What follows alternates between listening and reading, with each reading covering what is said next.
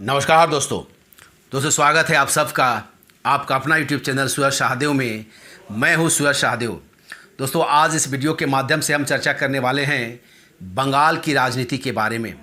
क्या बंगाल की मुख्यमंत्री सुश्री ममता बनर्जी बिना चुनाव लड़े ही मुख्यमंत्री बनी रहेंगी?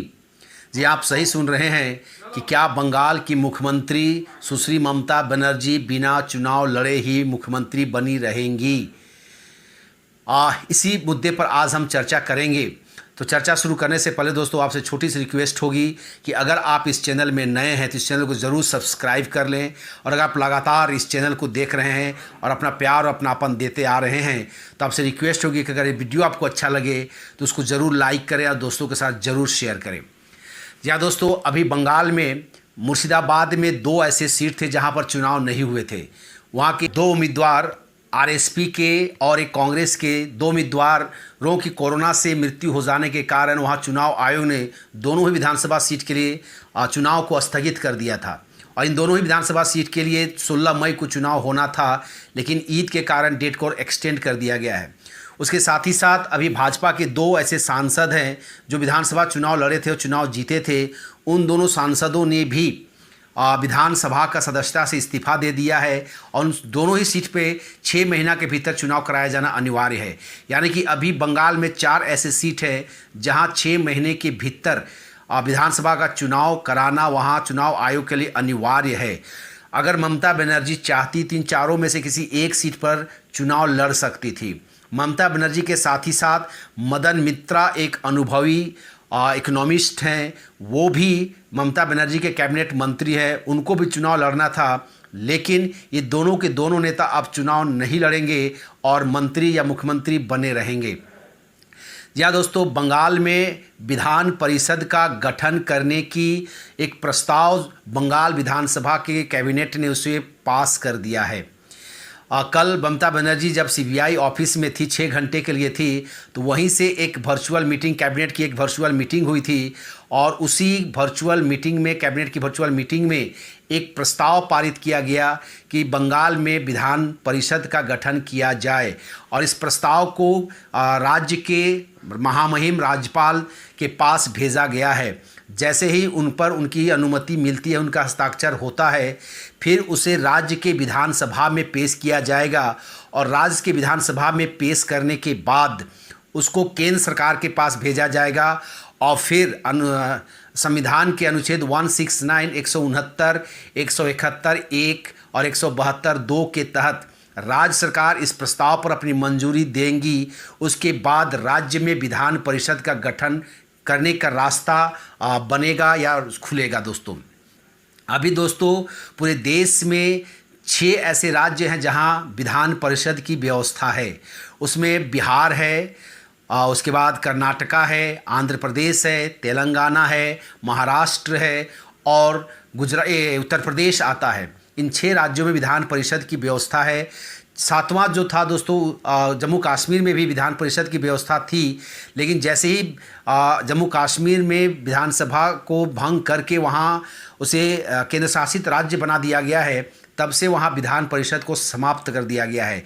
यानी कि देश में अभी 6 राज्य हैं जहाँ विधान परिषद की व्यवस्था है।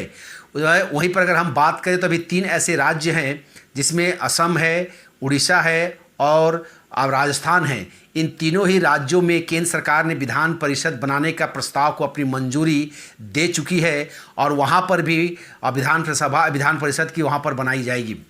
दोस्तों अगर बंगाल में भी विधान परिषद का गठन कर दिया जाएगा तो ममता बनर्जी बैक डोर से, यानी कि जिस प्रकार से राज्यसभा के लिए चुनाव होता वहाँ के विधायक मतदान करते हैं, उसी विधायकों के मतदान से ममता बनर्जी विधान परिषद पहुँच जाएंगी और वो विधान परिषद के सदस्य होने के नाते मुख्यमंत्री बनी रहेंगी।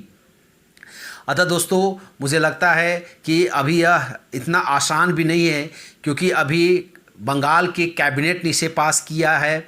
उसके बाद ये राज्यपाल की अनुमति के लिए जाएगा। राज्यपाल जब वहाँ हस्ताक्षर कर देंगे, अपनी अनुमति दे देंगे, तो अब बंगाल के विधानसभा में यह जाएगी और बंगाल के विधानसभा में साधारण मतों से यह पास होकर के केंद्र सरकार के पास, संघीय सरकार के पास जाएगी और केंद्र सरकार में लोकसभा और राज्यसभा में पास होने के बाद ही विधान परिषद का वहाँ बनाने का रास्ता साफ हो जाएगा। हालांकि मुझे लगता है कि यह इतना आसान भी अभी नहीं हो सकता है, लेकिन अगर ऐसा हो जाता है दोस्तों तो ममता बनर्जी वहाँ बहुत आसानी से विधानसभा परिषद पहुंच जाएंगी और वो चुनाव लड़ने से बच जाएंगी। और मुझे लगता है ममता बनर्जी भविष्य में कभी भी विधानसभा के चुनाव नहीं लड़ेंगी, क्योंकि इस 2021 के विधानसभा चुनाव में जिस प्रकार से ममता बनर्जी को उसके एक शिष्य ने, एक अदना सा व्यक्ति, विधायक जो ममता बनर्जी की सरकार में मंत्री हुआ करते थे, वो उनको वहाँ पर चुनौती दिए और ममता बनर्जी उसकी चुनौती को स्वीकार किए। उसको हराने के लिए वहाँ एड़ी चोटी की एक कर दी, लगा दी। वो अपने आप को चोटिल भी कर ली और जब तक चुनाव संपन्न हुआ 1 महीना तक वो प्लास्टर लगा करके व्हील चेयर में घूमी, लेकिन उसी शुभेंदु अधिकारी से वो मात खा गई है। और अब ममता बनर्जी को ये हिम्मत नहीं है कि वो आम जनता के पास जाए और चुनाव लड़े, कि अगर ममता बनर्जी चुनाव में जाएंगी भी तो मुझे लगता है दोस्तों भाजपा उन्हें कहीं से भी आसानी से चुनाव जीतने की अनुमति नहीं देगी। यानी कि भाजपा उसके खिलाफ में बहुत मजबूत कैंडिडेट उतारेगी और उसे नाको चने चबाने के लिए मजबूर कर देगी।